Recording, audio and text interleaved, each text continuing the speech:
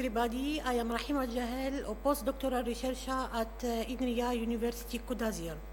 I have the pleasure to present our accepted paper entitled Digital Twin Enabled Progress Monitoring for Large-Scale Construction Site. This work is a collaboration with University of Cambridge as part of the European BIM to Twin project. So for this presentation, we will see the general context of our work, our main objectives, the object detection in construction site, the activity level progress monitoring, the digital twin platform, and finally, the progress monitoring in digital twin platform. To understand the general context of our work or our motivation for performing progress monitoring in construction site, we can see the following scenario. Here we have a construction site at the first month of the scanning, and the same construction site a couple of weeks later. As you can see, the wall was not constructed during the first month of the scanning, but it was constructed a couple of weeks later. What we want to know if the wall was constructed up to norm and on time. To check if the wall was constructed up to norm, we need to perform quality control. And to check if the wall was constructed on time, we need to perform progress monitoring. For this current study, we are interested only for progress monitoring. So to perform progress monitoring in digital twin platform, we need 3 input data. The beam data, the schedule data, and the cluster we detected using object detection tool in the 3D point cloud.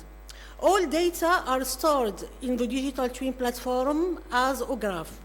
For this graph, for example, we can find the schedule data can be stored as a planned graph.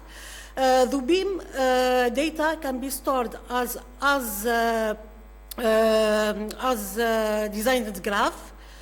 The detected cluster in the 3D point cloud by object detection tool can be stored as built graph. So using all these graphs, we can perform progress monitoring in order to detect some deviation against the as-planned schedule. So then we inject this defect in the platform in form of as-performance graph. Using all these nodes or all this information, we can perform progress monitoring in activity level and compute the KPIs. These KPIs will be injected to the digital twin platform and then reported to the construction site manager through the dashboard. Now, the key factor for performing progress monitoring in construction site is the object detection tool. We can explain the object detection problem in construction site in the following point. Given an element of as-designed model, we want to find an instance of its element within the as-built data. For that, we need to find a region or set of connected points which share the same property of the as-designed element up to given tolerance. So the problem is to check for all the points of the construction site or the as-built data, which point corresponds to the as-designed element. Detecting objects in construction site has several challenges. For example, the presence of clutter, objects can be not constructed or under construction, the missing data, and the local shift. To deal with all these challenges, we have developed an efficient object detection algorithm that can be summarized in the following point. So we start by the carry element which represents the as-designed element. We compute the bounding box, and then we upscale the bounding box in the as-built data.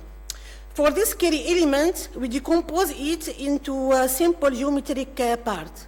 And then for the cropped data in the as-built data, what we mean by cropped data, all the points inside the upscaled bounding box, we need to find or detect matching part of the sample geometric part of the as-designed element. Here I will show you some obtained results. For example, here we have the detected column for a construction site, then some detected slabs in on another construction site, and finally, more complex element which represent the stairs. Here we have the as-designed element.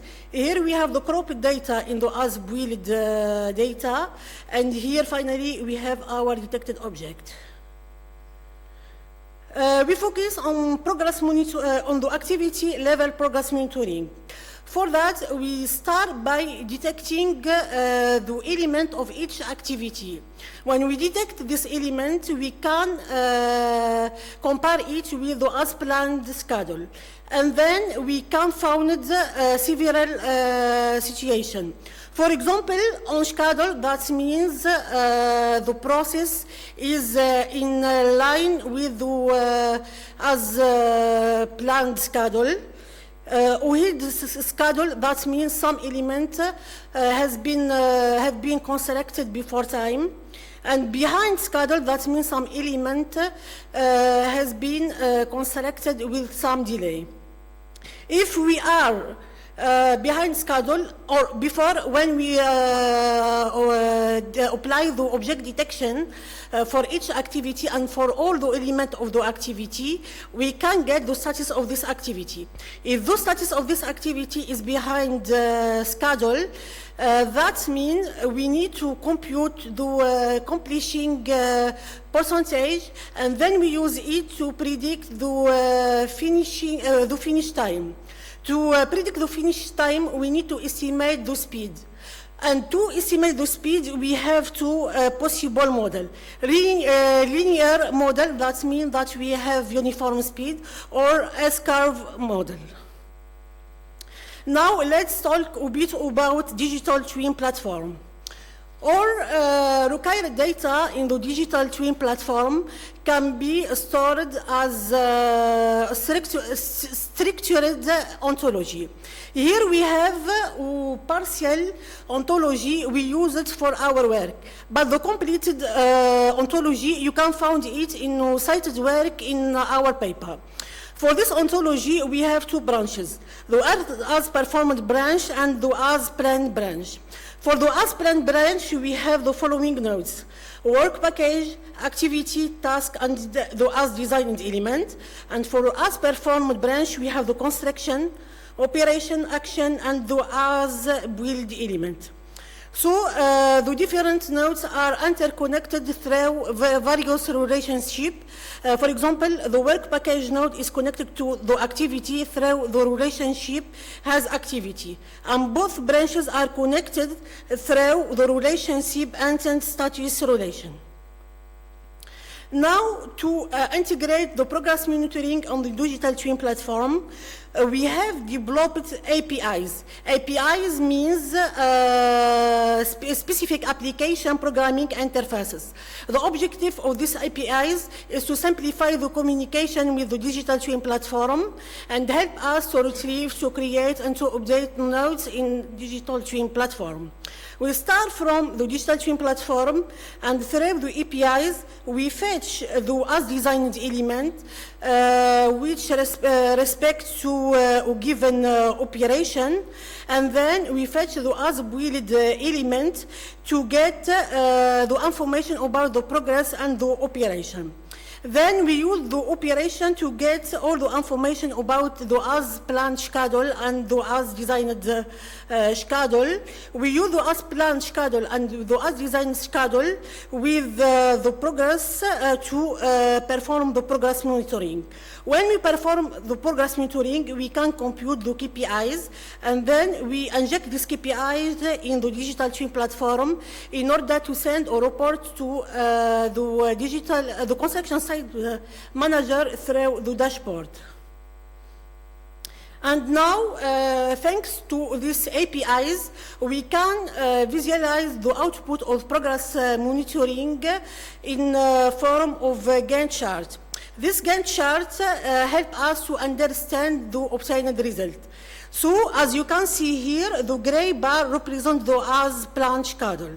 And then we have the dark red represent the activity is completed, but with some delay. And we have another element. It is not presented in this Gantt chart, but we can find it. It is the dark green, which represents the activity is not completed, but it is on schedule. And then we have the light red, means that the activity is behind schedule and has not yet been started. And finally, the light green means that the activity is on schedule and has yet to commence. So finally, what we can conclude for our work, we can conclude that the transformative impact of digital twin technology in the progress monitoring and the management in the newly constructed, we can show the potential of the potential and the impact of the digital twin technology on the monitoring and management of the newly constructed building. The proposed digital twin-based progress monitoring represents a significant advance for real work construction sites. And the positive points of this work can be summarized in this following point. First of all, reinform the potential of digital twin technology to reform the construction monitoring, then providing a foundation for more adaptive and responsive project management practices in involving construction field. Thanks for your attention. If you have any question, don't hesitate to ask me now. And for all your future questions, you can send me an email or an email to the first author. Thank you.